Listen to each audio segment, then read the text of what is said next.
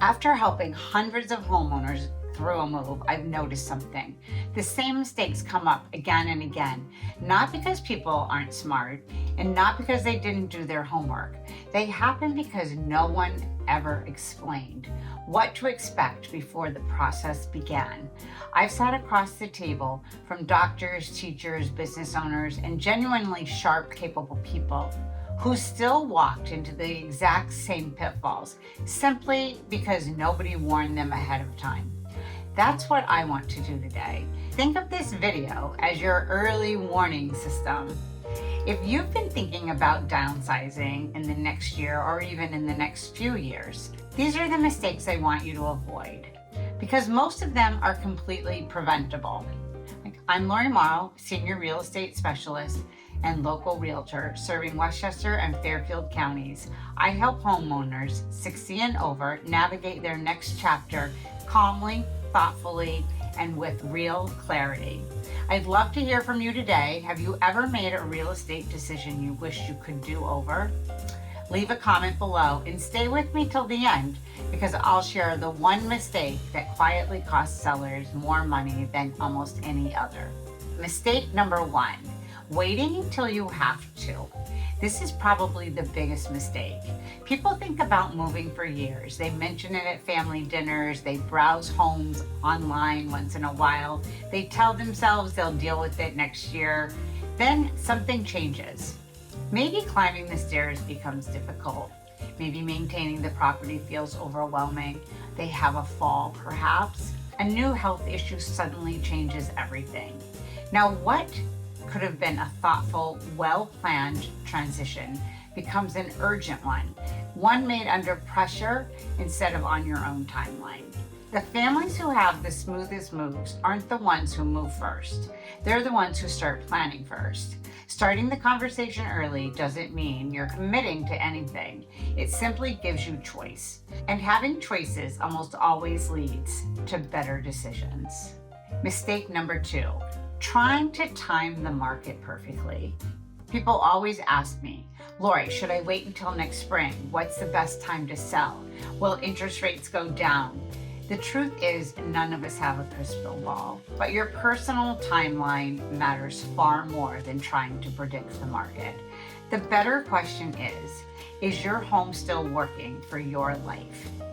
If this answer is changing, if you want something different than what you have now, then that's the conversation we should have. We can always build a strategy around today's market.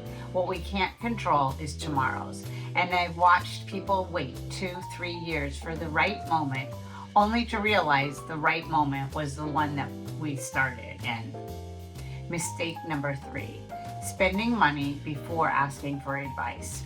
I see homeowners spend thousands of dollars, even tens of thousands of dollars on renovations before they ever call a realtor. Sometimes these improvements make sense, sometimes they don't. I've seen beautiful kitchens replaced by buyers who plan to remodel anyways. I had a client who spent close to $40,000 redoing a bathroom right before listing. Beautiful work, really. And the buyer's first question during the walkthrough was whether they could knock down a wall in that exact bathroom to make it larger. Before you invest in updates, invite me over. I'll walk through your home with you. I'll tell you where improvements are likely to increase your value and where you can save money. Sometimes fresh paint and a great presentation outperform a major renovation at a fraction of the cost. Now, mistake number four, not preparing the home for buyers. The opposite can also happen. Sometimes homeowners don't prepare the house at all. They assume the buyer will see the potential, that they'll want to make it their own. Sometimes they do, but more often buyers respond emotionally. They notice clutter. They get distracted by your photos and your belongings. They notice outdated photos online. Presentation really matters. Professional photography, which we always do. Staging, whether it's full staging or simply rearranging what you already own, can make an enormous difference. Lighting can make an enormous difference. You're not changing your home, you're helping buyers picture themselves living there. Mistake number 5, pricing with your heart instead of the market. This one can be difficult. You've lived in your home for decades, you've invested money, you've raised a family here, and of course it's valuable to you. But buyers don't buy memories. They buy today's market value. And because they shop online, they're very educated at what's been selling in your neighborhood. Pricing too high often feels like you're leaving room to negotiate, and in reality, it usually has the opposite effect. The longer a home sits on the market, the more buyers begin saying, "What's wrong with this house? I've watched a home sit for 4 months at the wrong price, get reduced twice, and ultimately sell for less than it would have if we'd priced it correctly on day one." By the time the price comes down, you've often lost the excitement that comes with being the new listing. Pricing correctly from the beginning creates interest. It's your big grand opening, and interest creates showings. Showings create competition, and competition is what often produces the strongest offers. Now, mistake number 6, choosing the wrong realtor. This is a financial decision. It's worth interviewing more than one agent. Ask questions. How many downsizing clients have you helped? How do you handle timing when someone needs to buy and sell? What resources do they have for movers, organizers, estate sale companies, attorneys, lenders, and contractors? I've come in after another agent's listing has expired as unsold, and almost every time the house itself was fine. The plan around it wasn't. You're not just hiring someone to put a sign in your yard. You're choosing someone to guide you through one of life's biggest transitions. Experience really does matter. Mistake number 7, focusing only on selling. Sometimes homeowners become so focused on getting their house sold that they haven't thought through what happens afterward. Where will you go? Will you rent? Will you stay nearby? Will you move closer to family? Will you buy a condo? Are you going to spend part of the year somewhere warmer? The sale and your next chapter should always be planned together, not one first and then the other as an afterthought, unless of course we've decided that you're going to rent in between. When they are done at the same time, the entire process becomes much less stressful from start to finish.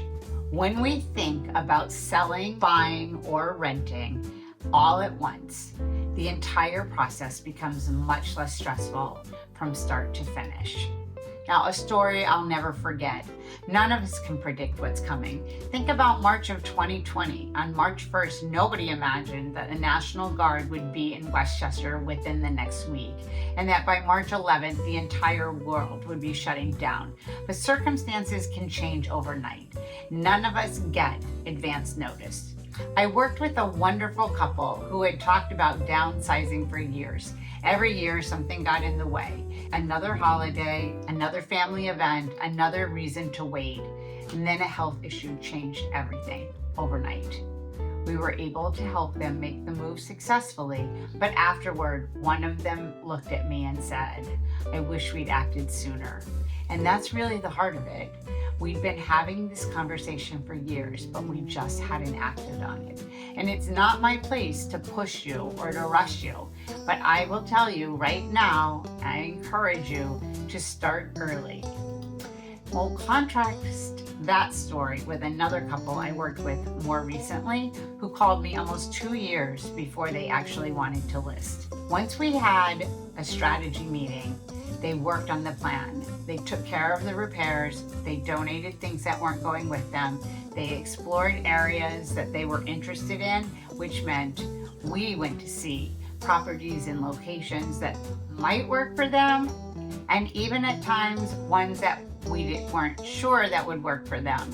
But we went to see them so that they would know when they made the right decision.